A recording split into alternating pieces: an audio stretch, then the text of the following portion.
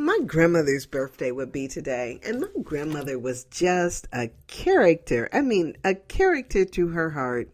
She was so wonderful and such a lady.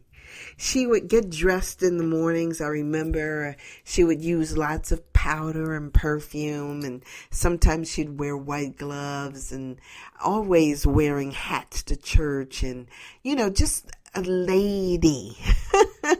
and I remember watching her, and she would just, like pet herself on the boobs, and she'd say, "This is what the guys like."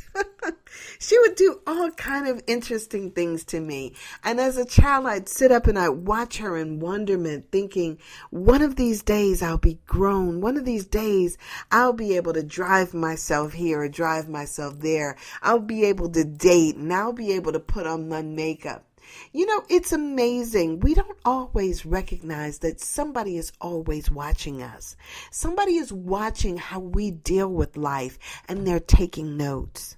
They're going to be the people that you are, the person that you are. I mean, if you can just wrap your mind around that, if you can wrap your mind around that you've got a little person somewhere, even if you don't have children yourself, there's people always watching you and the little subtle things that you do.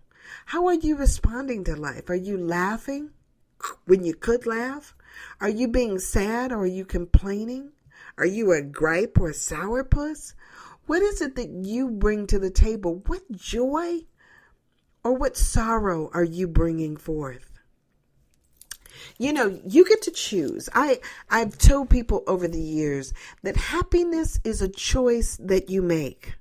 It is a choice that you make.